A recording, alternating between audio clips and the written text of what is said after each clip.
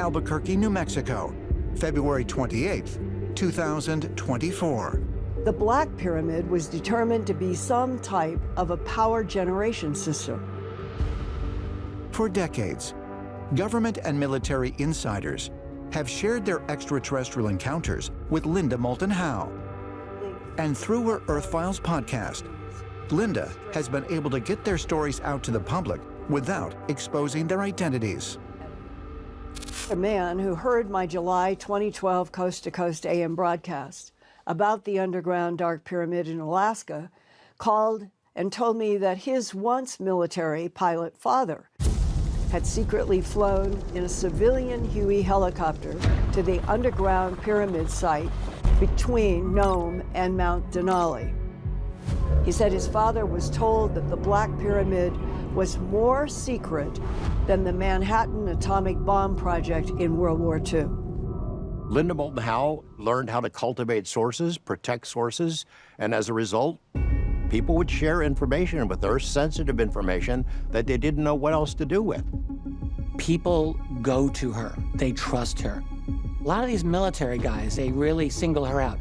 They know she's very, very smart, very dogged in her persistence, and she will track a story down to its conclusion. I have had so many people who have come to me from military backgrounds, from classified backgrounds, and they had to show me IDs because I made that clear. If you want to talk to me from a military point of view, you must at least show me a DD-214 and ID. Linda has gained incredible insight from the whistleblowers who have shared their stories with her over the years. And in one instance, the account of a military insider led to the discovery of a previously unknown phenomenon. November 24th, 1996.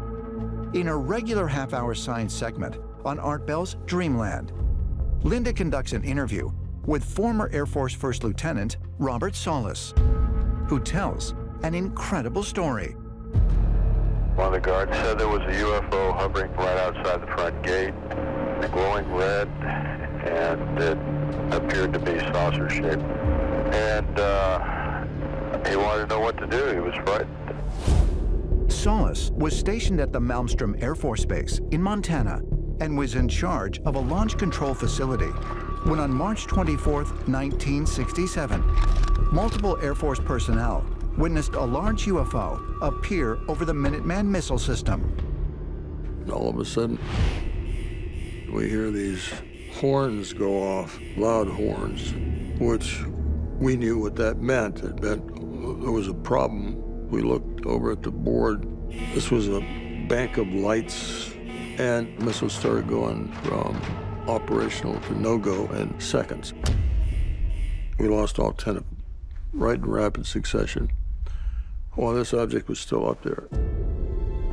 The information shared by Lieutenant Robert Solis struck a chord with Linda, as she had heard a very similar account nearly 2 decades earlier from her own brother.